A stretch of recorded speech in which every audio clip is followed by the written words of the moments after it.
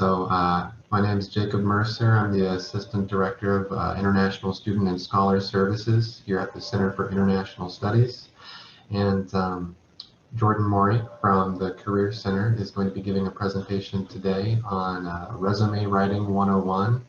For those of you who like to strengthen your resume, if you're looking for CPT, OPT opportunities, on-campus jobs, anything like that.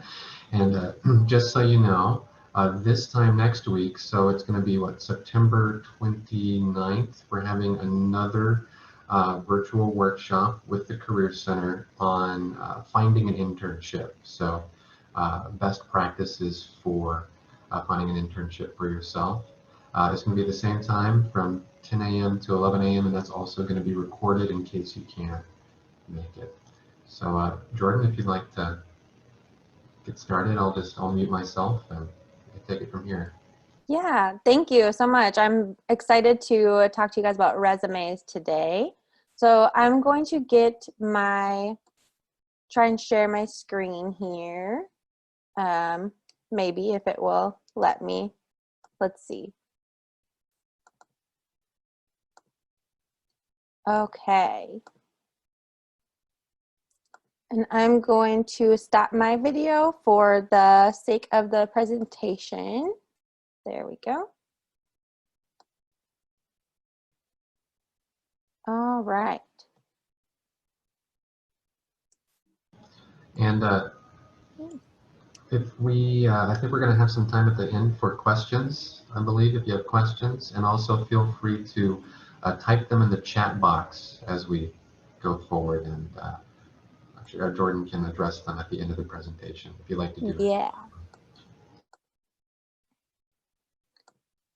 Okay, so my name is Jordan Morey, and I am the Outreach Graduate Assistant in the Career Center.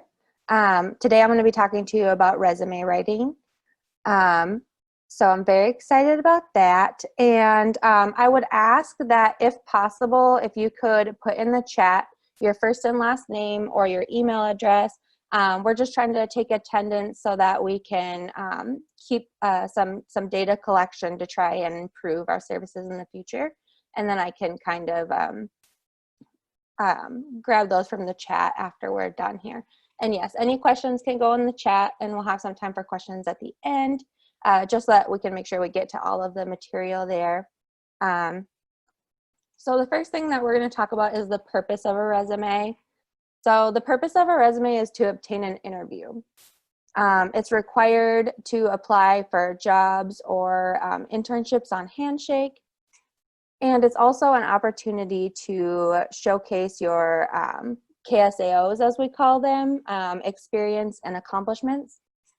So KSAOs stand for knowledge, skills, abilities, and other characteristics, which are really important to note when you're making a resume or when you are interviewing. I mean, the KSAOs really apply in all aspects of searching for a career. So just to go over the KSAOs a little bit more. So we have skills here, and the skills, they can be pretty general. They can generalize to many jobs, but typically when you're writing a resume, you want it to be pretty specific to the job that you're applying for. So if we look at skills, and we can pull out project management as a pretty general skill. But if you take a specific job, for example, if you're applying for a sports manager job, then you could tailor that skill. Maybe coordination would be a good skill to have if you're applying for a sports manager position. Then we can look at knowledge. There's personnel policies and procedures. But if we want to make that more specific to like that sports manager job, if you're applying for a sports manager job, then maybe public safety and security would be a really good knowledge to have. Moving on to abilities. So organization is kind of an ability. It's pretty general. You could use it for many different types of jobs, but really getting specific into the type of job that you're applying for is going to be beneficial. So maybe instead of organization, we could say deductive reasoning, which is the ability to apply general rules to specific problems.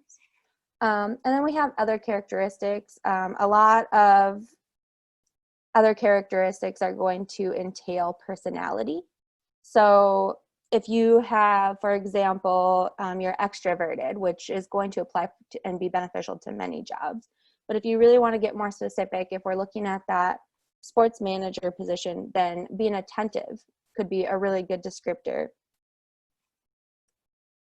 So getting started with resume writing, the first thing you're going to do is use a Microsoft Word document. And when you're done, I recommend saving it as a Microsoft Word document and a PDF, because a lot of employers like it when you submit your resume as a PDF. So that's just one thing to keep in mind. And then you don't want to exceed more than 1 page unless you are a master's student or you have graduated with your master's. Then you can have 2 pages. But typically for bachelor students, you're going to have just 1 page. And then you're going to want consistent formatting and style throughout the entire resume. You're going to want it to be the same format and the same size for everything except for your name. Your name can be a little bit bigger than everything else, but everything else should be the same size. When you're looking at the margins, they need to all be equal. So all 4 margins that you have are going to need to be equal. And they also can be no bigger than 0.1 inch, and then they can also be no smaller than 0.5. So that's just something to keep in mind. And then your font, you're going to want to choose a font that's really easy to read. And again, just keeping that font consistent throughout the entire resume is going to be important. And you're going to want to bold any key information. So a lot of the headings we recommend to be bolded so that people can really see them, and just keeping that consistent throughout the resume is also going to be important. And then any information that you put on your resume, you're going to want it to be relevant to the position that you're applying for. Oh, sorry, I'm just going to admit one person in. There we go. So that is all going to be important when getting started with building your resume. So here is a resume that I put together the other day. I tried to make it a little bit general. So at the top you have, it says my name. That's where you're gonna put your name. It's bolded, it's bigger than everything else. Like we said, that's the only thing that can be larger than everything else. So you're gonna put underneath that, where you live. So that's gonna be your city, your state, and your zip code. You can put your street address on there if you'd like. That used to be pretty traditional, but people are kind of moving away from that now. So if you don't wanna put your full street address on there, you definitely don't have to. And then next to that, you're gonna have your phone number, and then your email address. This is your contact information so that employers can contact you. Typically, your St. Cloud State email address is going to be your first and then a period and then your last name. It might be different for you. Just make sure that you double check that in your Outlook. You can click on your profile and it will tell you what your email address is when other people are viewing it, because what you use to log in is going to be different. It's going to be that oh, sorry, and the student email is actually go.stcloud.edu. So just note that. And then when you're logging in, it's going to be go.minstate.edu. So just ensuring that when we're giving people that email address, we're not giving them the go.minstate or go.minstate.edu. It's going to be St. Cloud to people who are going to be emailing you. And then I definitely recommend putting your LinkedIn on there if you do have a LinkedIn. And then this one here, you can see it has the my name or your first and last name there. And you can edit your URL on LinkedIn too. So if you go into your LinkedIn, underneath the settings, you can actually delete all of those random letters and numbers that will occur after your name. Which is beneficial because it makes it pretty easy for people to type in your LinkedIn URL if they want to look you up. Next, we have an objective statement. So this is bolded, and it's all caps, and all of our headings here in this resume are all capitalized, which we want to keep consistent throughout the entire resume. So an objective statement is optional. It's going to be an opportunity to personalize your resume to the specific job ad that you're applying for. So this one I created for somebody with a Bachelor of Science in Recreation and Sports Management, because I have a similar presentation tomorrow for them. So I went ahead and used this one, and it says obtain a fulfilling position at a well-known organization in recreation and sports management. So you can also say like obtain a fulfilling position to utilize my skills in more specific areas within that program that you're interested in. You don't want to say to gain experience. Typically, that's going to be kind of a turnoff for organizations. And then we have our spacing here consistent.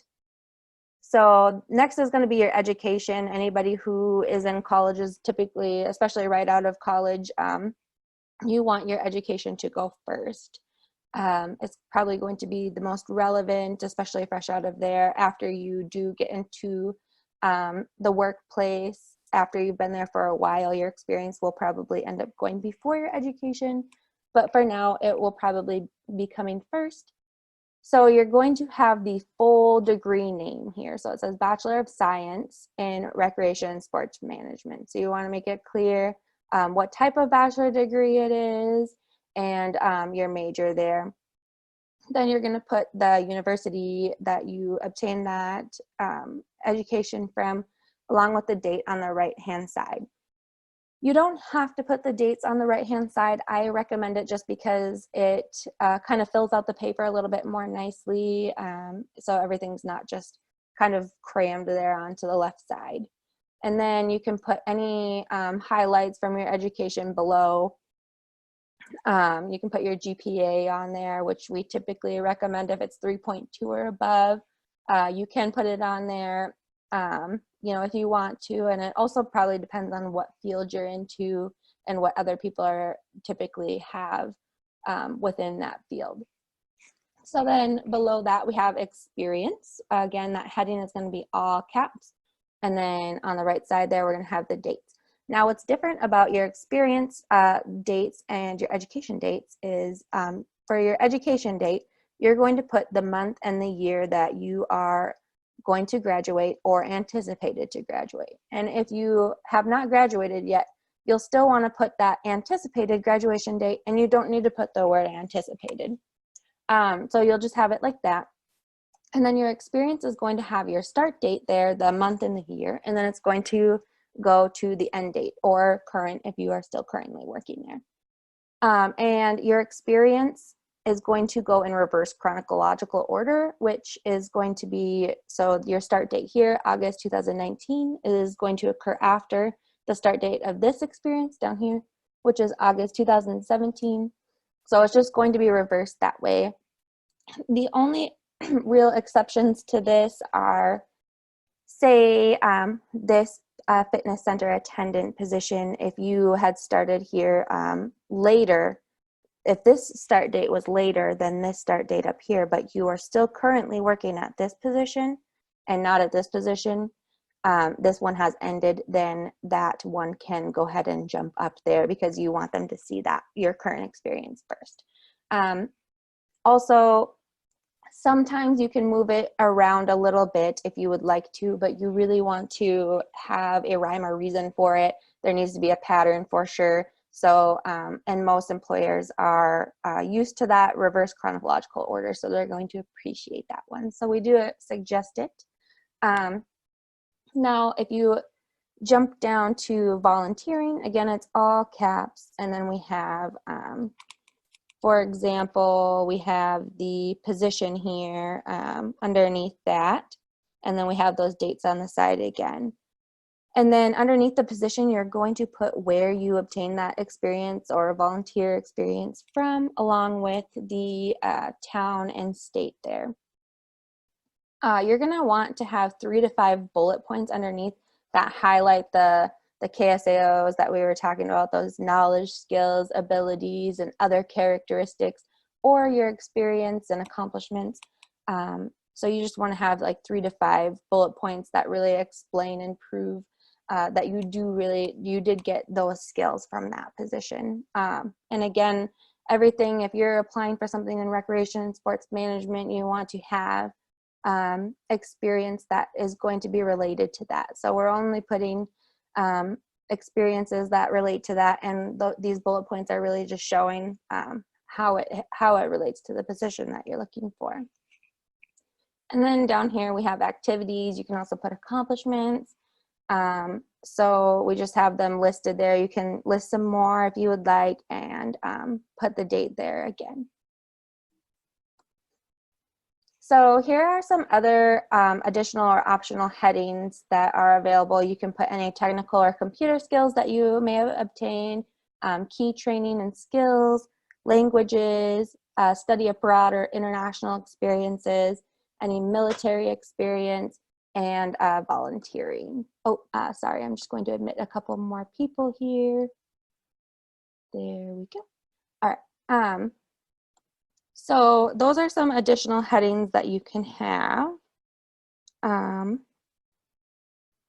Yeah, I think we covered everything on that. Oh, also, you don't want to put, if you are, if for your education, you always just want to have your college education. You don't want to put your high school education on there unless you're a freshman. Then you can have your high school on there. But after your freshman year, you'll take that high school experience off just so you have that college experience there. So here are some of the headings here. So we have education. You're going to have your GPA on there if it's 3.2 or higher, or taking into consideration the different field that you're in and what other people have for that. LinkedIn is a really great resource for that. If you want to look on LinkedIn, and other people might have their GPAs on there. You can put your minor on there if it is relevant to the position that you are applying for. Any academic awards and honors. And also feel free to take a screenshot of this if you would like. So it might be a little bit easier to have a screenshot of this on hand.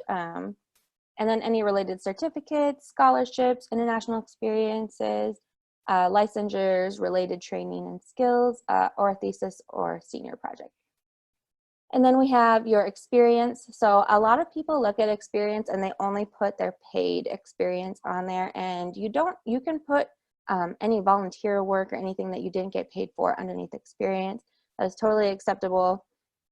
They don't really care if you got paid or not for it. They just want to know that you can do it.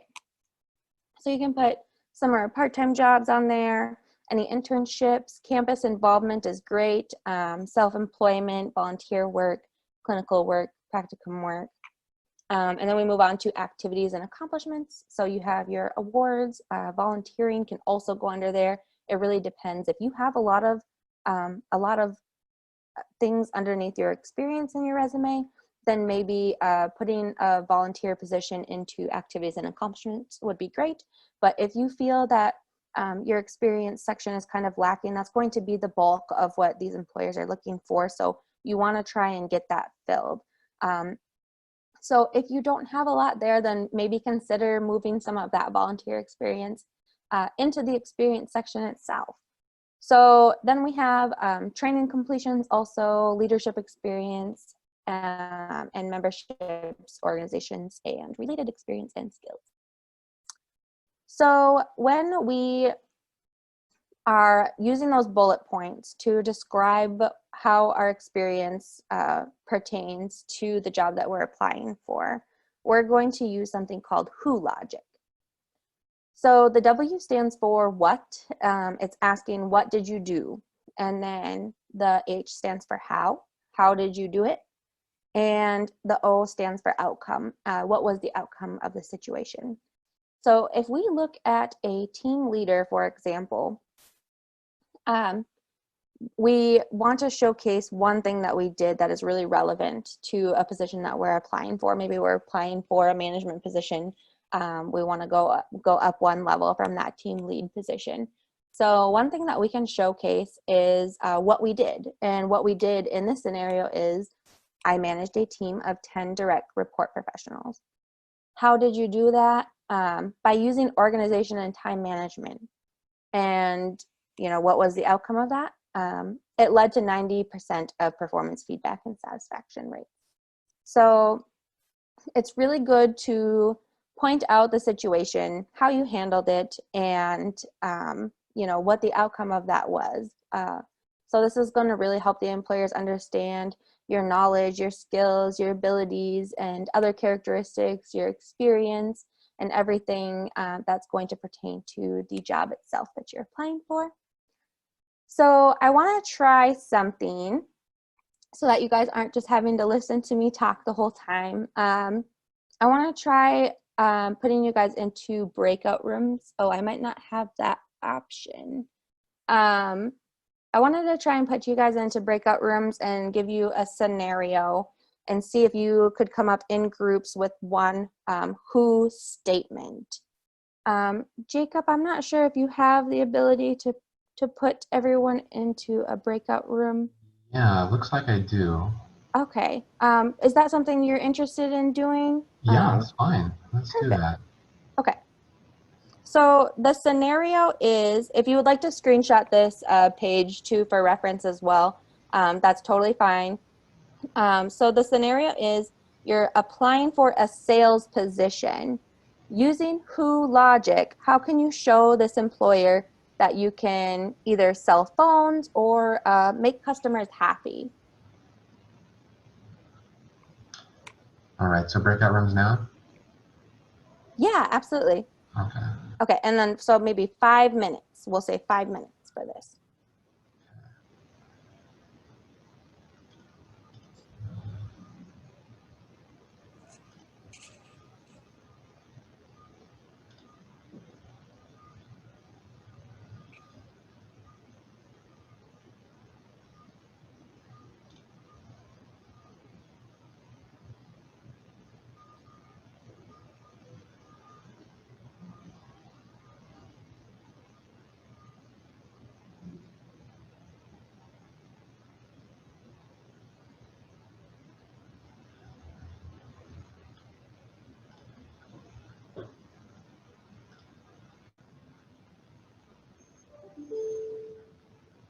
You guys doing okay? Yep.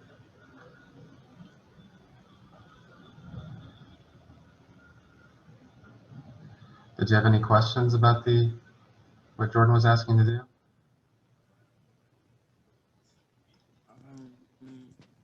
Can you repeat the question once, Jacob? Sure, yeah.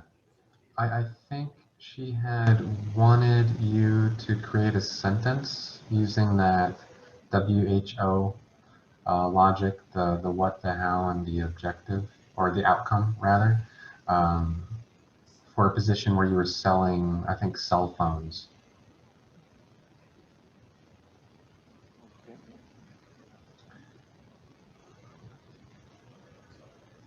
And Clarine, are you in here too, or are you? Yes, I'm here. Okay, okay. So any thoughts, or I mean, you don't have to do it.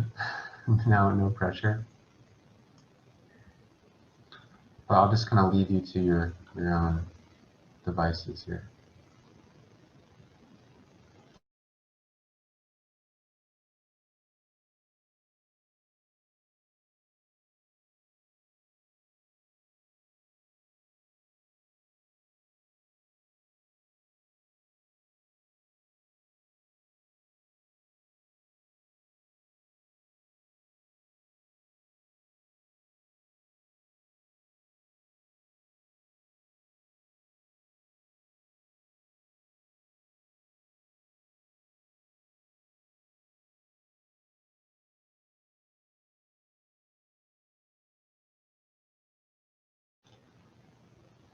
Ashish, you're all alone.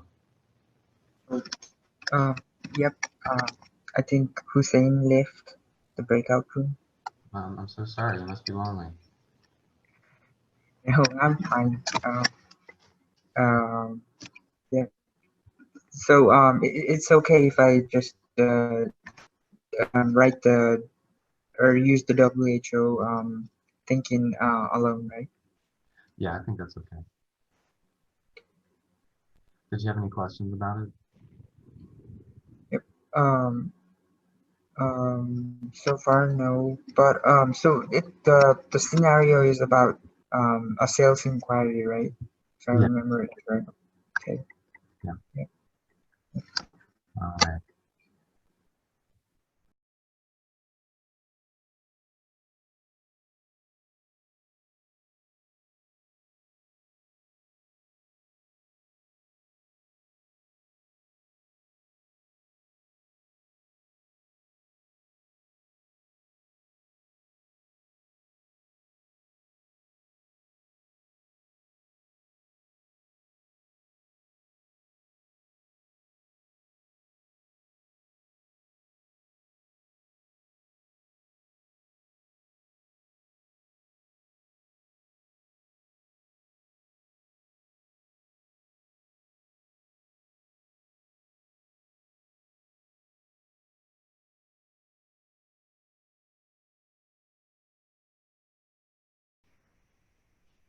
In sales?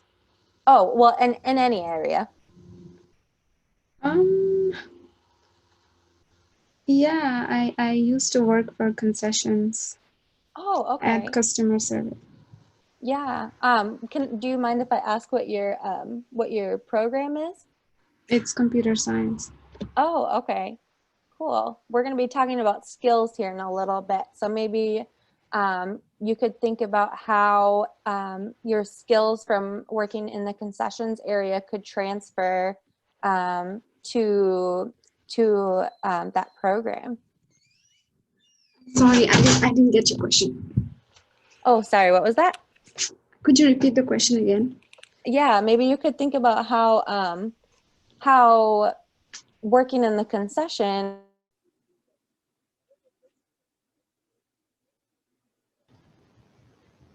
So, Bata, you okay in here? Yeah, I'm fine. Yeah. Okay. Did you have any questions about what was going on? Or- Um, I think I understand what you meant, like the who logic and everything. Yeah. Yeah. Okay. The other person in this group was she was at work, so we didn't talk too much, but yeah, we chatted a little bit about what was going on. Yep. Okay. Okay. That's cool. I Mhm. think we're gonna go back to the main meeting pretty soon, but I'll Okay. just do that. Sounds good. All right. Yep.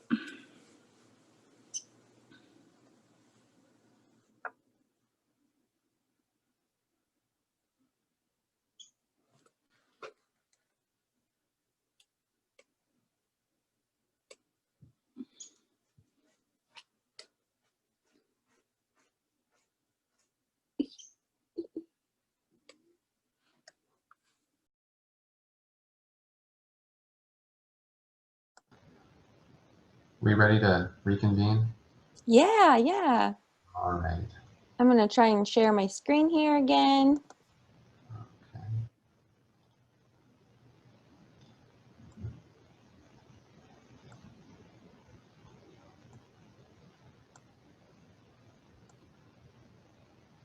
All right, and let's see. Oh, another person to admit. Sorry about that. I got to keep that up. All right. And I think the breakout rooms are closing. There's a countdown in 30 Oh. seconds. So Great. Yeah. So we'll just wait maybe a minute. I can't remember exactly how many people we had in here, but I thought it was more than that. There we go. Now we have 8. That might be everyone. That looks like a familiar number. yeah. Okay. Okay, so I would love to hear any who statements that the groups found, if anyone is willing to share.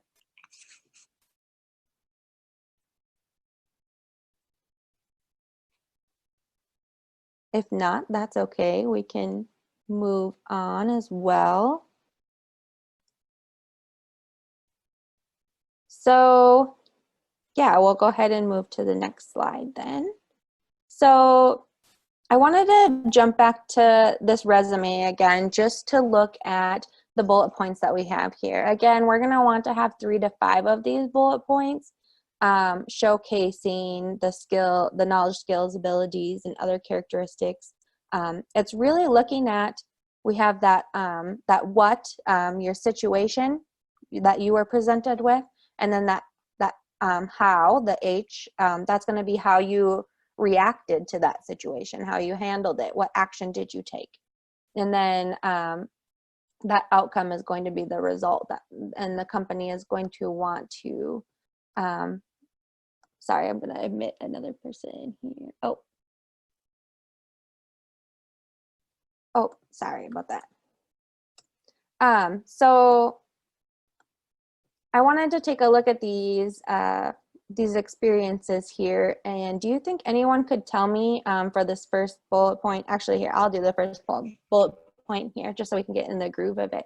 So this says, enforce campus recreation policies and procedures by demonstrating to participants how to execute proper moves resulting in effective workout routines.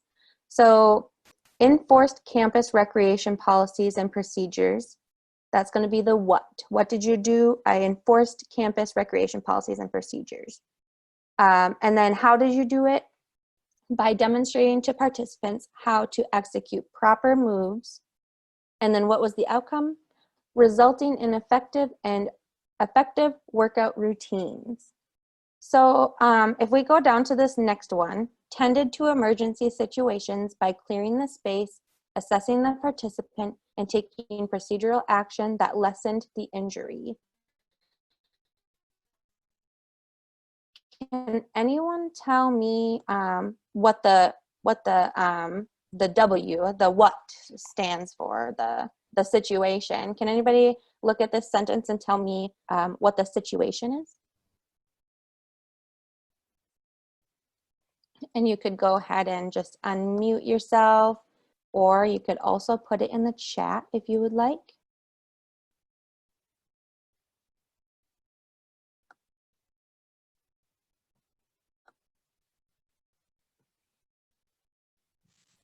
So the what is tended to emergency situations. Yeah, exactly. And then what would be the how? How did they tend to that emergency situation? The how is by leading the space, assessing the participant, and taking procedural action. Yeah, exactly. And what was the outcome of that? That is the last part. Listen the injury. Yeah, exactly. Great job. So employers are really looking for these. They want to know exactly what the situation was, how you handled it, and they want to know the outcome. They want to know all 3 of these things, because sometimes for a job, it's only important to know what the outcome is. They don't care about what happened or how you did it. They care about the outcome. And sometimes they don't care about the outcome. Sometimes they care about how you handled the situation. You know, so it's important to have all 3 aspects in there so they can get really a full picture. But you want to try and keep them as short as possible, no filler words, so just right to the point there. So all of these I made into who statements. So if you would like to go ahead and take a screenshot of it, you can definitely do so you can get a little bit of different types of examples there. So great job. Thank you so much for answering that. Very great job. So the next thing I want to talk about is transferable skills. So you might find yourself in a job and you're applying for a different job. So this is very common when we're in school, right? Because we don't have the experience to obtain the job that we're going to school for at the time. So we have other jobs that might not be quite as relevant.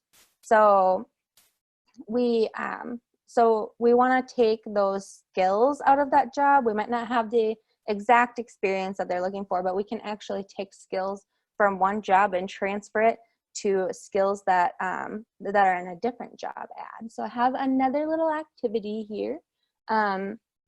So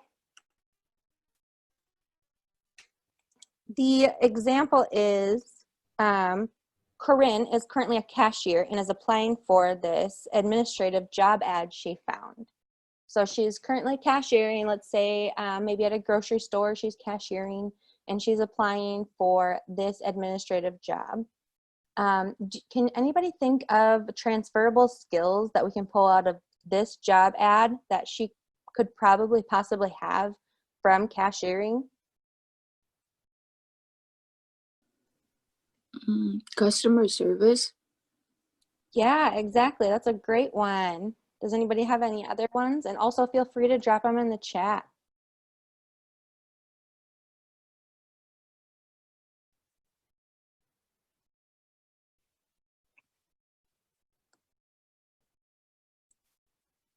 What are some skills that a cashier might have? Let's just start out with that maybe.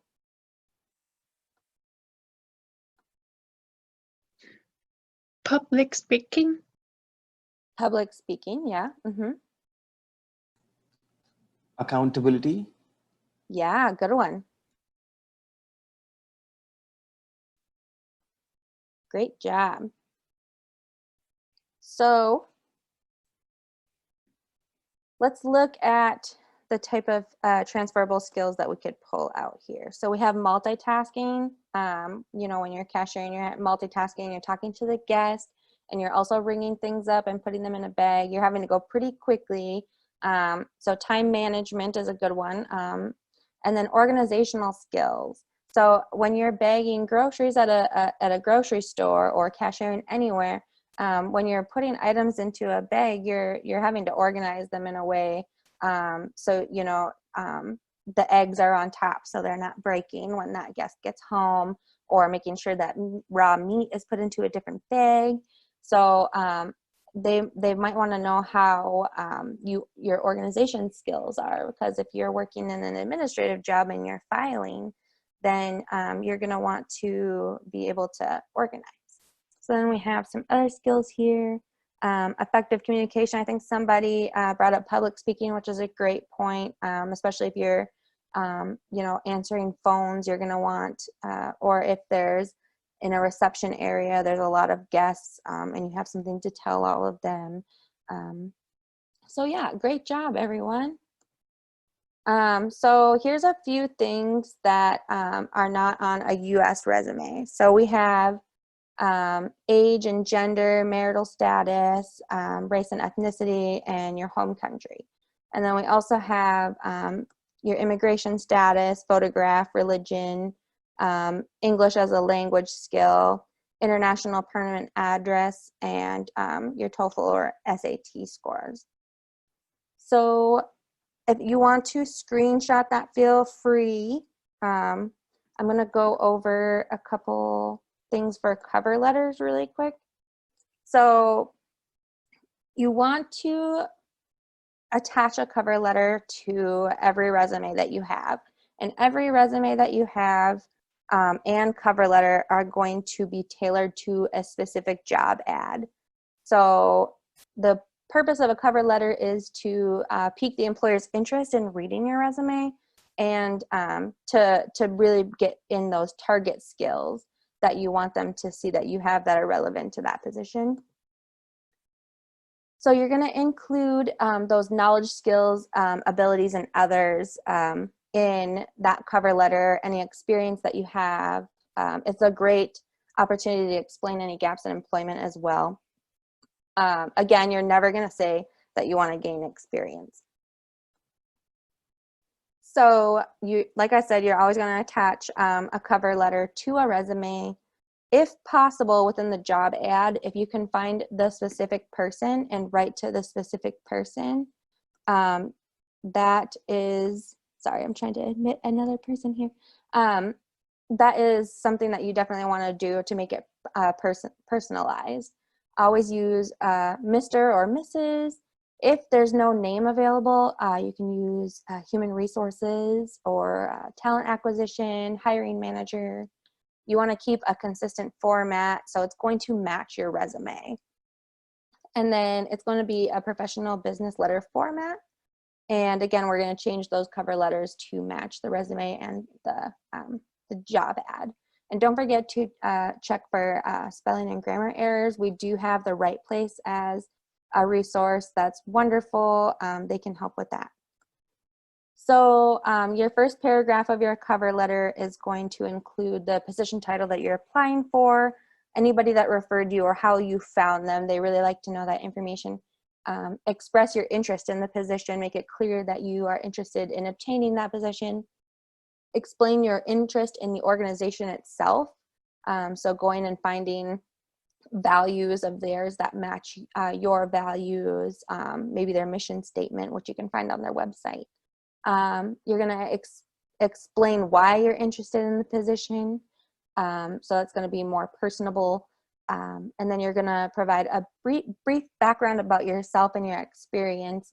And then you're going to highlight 2 to 3 of those knowledge, skills, abilities, or other characteristics. And you're going to highlight them that it is linked directly to that job ad as many times as you can get the skills, the knowledge, skills, abilities, and other characteristics in that cover letter, in that resume, is going to be beneficial because hiring human resources actually goes through a computer system first, and it will try and look for those exact jobs those exact knowledge, skills, abilities, and others that they're looking for, especially skills that are going to match the job ad. So trying to get those in there as many times as you can. And then you're gonna link them to how they are relevant to the job ad there. You're gonna state that in the 3rd paragraph, you're gonna state that your application materials are enclosed, like your resume. You're going to thank them for looking at your resume materials. And then you're going to request an action response. A lot of times this is going to be an interview. You're going to request an interview, and you're going to list your contact information there as well so that they can get a hold of you for that interview, hopefully. And here is an example of a cover letter that I put on here. You're going to have your name, your address with your city, state, zip code. Again, if you don't want to put your street address, it's not as commonly seen anymore as it used to be. Totally up to you. Your phone number, your email, the date, and then you're going to put the name of the employer or human resources. If you have their exact title, that's great. The organization itself and the organization's address, and then you're going to address them as again, if you have the specific person, you'll say Mr. or Mrs. Otherwise you can just say dear human resources or dear hiring manager. And then this first paragraph, they're expressing their interest there. Again, if I didn't say it already, sorry, but you can screenshot this. And then down here, they are highlighting 3 of their skills that they feel really relate to the job that they're applying for. And in this paragraph here, they are thanking the company for considering them, and then you will have your name there at the bottom. So with that, we have 15 minutes for any questions. I want to thank you all for letting me come and talk to you guys about resume writing. If you have a resume that you have completed, you can email it to careercenter@stcloudstate.edu, and we will email you back your resume with any feedback attached to it. If you prefer to talk on the phone, you can call our number there. Feel free to go look at our website there. It has a lot of resources for everything that we do. We help with interviewing, we help with LinkedIn. If it has to do with a career, we pretty much will help you with it. And if you go to the Career Center, you can also make an appointment with somebody who can help you with that. They're typically about a half an hour to an hour long. So yeah, with that, I will take any questions that you have. I'm going to stop sharing now and give you a little time to just screenshot that if you would like to. And then I will open up the chat. All right, and now I'm going to stop the screen share. Thank you for putting your names and your emails into the chat. I'm doing a 5-year track program, so I will be graduating from my bachelor degree this fall and from my master degree fall 2021. I'm not sure about how to write this on my resume in the education section. That is a great question. I think if it's a 5-year track, I don't want to give you false information. I don't think she's here right now. But I am thinking that you would just put the master degree on there and state under there in that bullet point that it is a 5-year track. But I'm going to make sure that I get that question answered in more detail and make sure that it is completely accurate. And I will email it directly to you. So.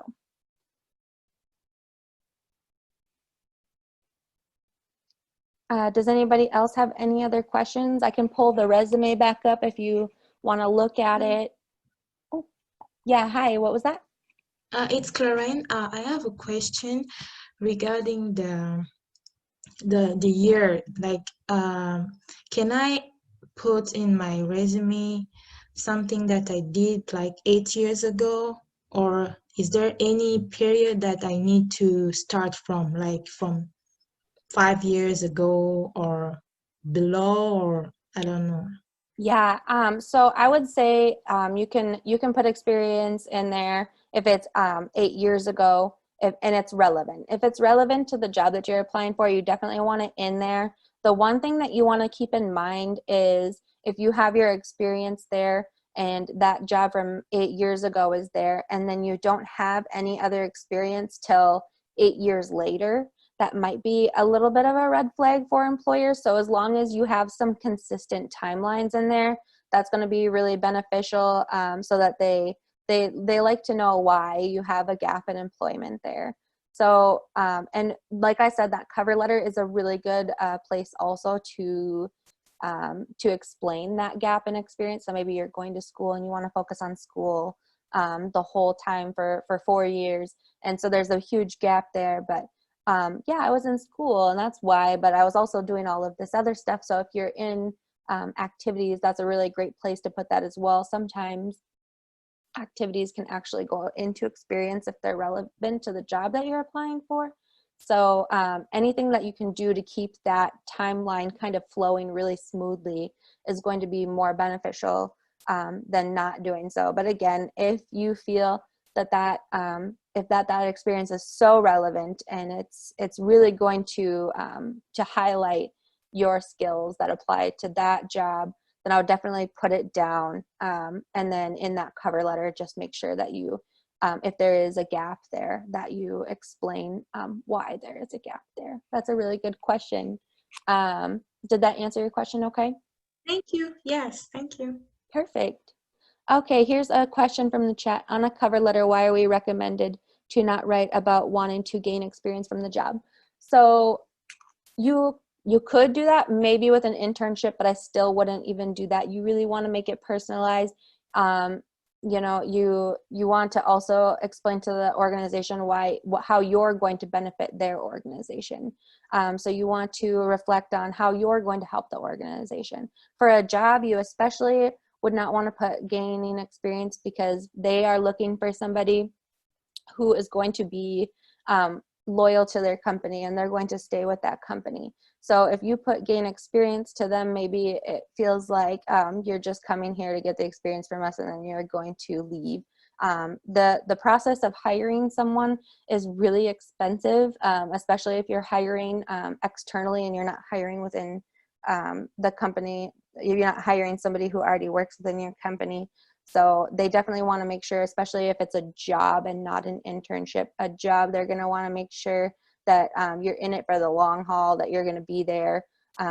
So that is why I would recommend not putting to gain experience. And even with an internship where I would say it's more okay, you just want to spend the time really explaining what you can do for that organization. It's going to kind of put you above other people that are applying. So did that answer your question okay? You can type yes or give a thumbs up there. Perfect, thank you. Does anybody have any other questions? Any questions about transferable skills or the who statements that we talked about? I know I kind of packed a lot of information on you all within that time. So I could also pull that resume up again, and then maybe people could think of some more questions with that up there. Sorry, I'm not trying to make you sick there. There we go. Oh, I don't think I shared it. I'm sorry, I'm still getting used to Zoom here. I should be used to it by now, but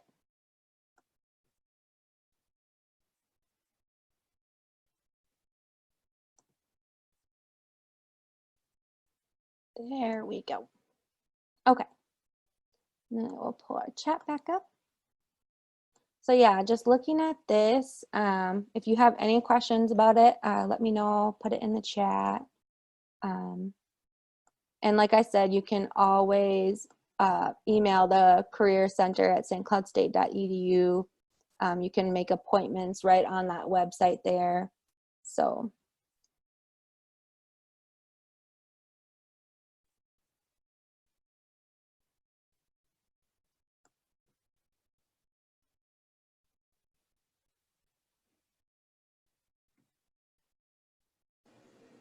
I have a question.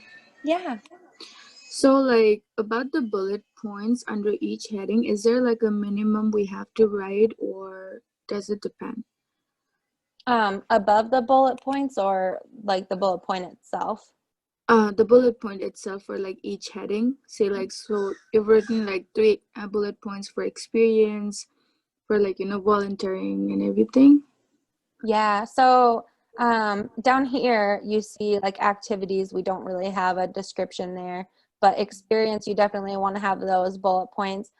We suggest 3 to 5 of them if you can really try. And if, you know, if you can't get the whole who statement on there, that's fine. We just suggest that you really try to do so.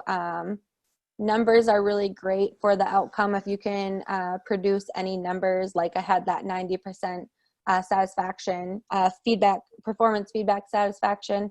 The thing with numbers is you really need to be able to back that up with like proof, especially. And so you can also have an outcome that is more, which is not so specific, like we were talking about selling the cell phone. So if you say that you made a sale, that's perfectly acceptable as well. Just try and think as hard as you can about creating that whole who statement, but also making sure that we are able to prove that entire who statement. So if you really are having trouble coming up with 3, you can leave some of the letters out of that who acronym that we had. We just really strongly suggest that you try and get the entire who statement. Does that answer your question okay? Yep, thank you. Perfect. When you were describing about resume contents, what did you say would be a turnoff for an employer? I missed you on that part. Resume contents. Oh, let's see if we can find it. I'm gonna try and see if I can get back to that. Maybe it will jog my memory.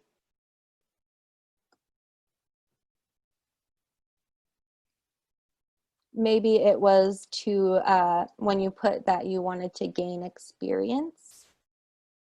I think that was it.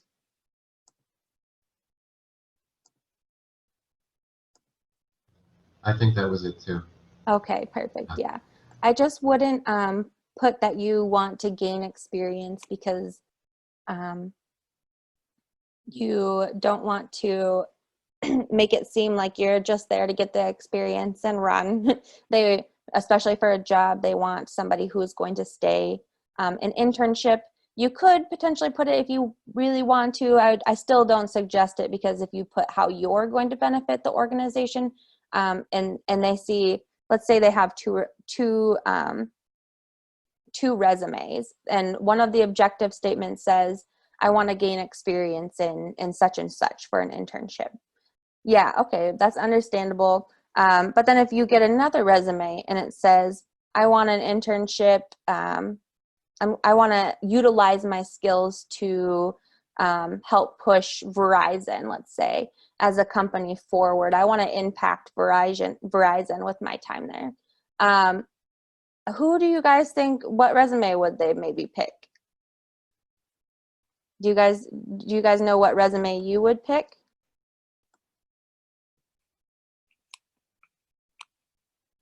So personally, I would pick the resume that is stating that they want to better my company. That sticks out to me, definitely. So yeah, let's see what time it is here. Okay, we got 10:58. Any other questions that you guys can think of before we close it up? I have an experience of 3+ years outside of the US. Can I apply for an internship? Yeah, I think you can apply for an internship even if you don't have any experience at all. You just want to try and find the experience that you have, even if it wasn't paid. You know, and it might be a good time to think about maybe volunteering or talking with your advisor about gaining some experience so that you can have that experience on there. But I would definitely say that you should put that experience on your resume from outside of the US for sure. Does that answer your question okay?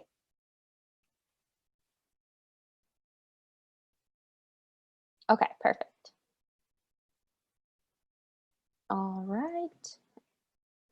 We have time for maybe one more question, or if you had any comments or corrections on what I had presented, Jacob?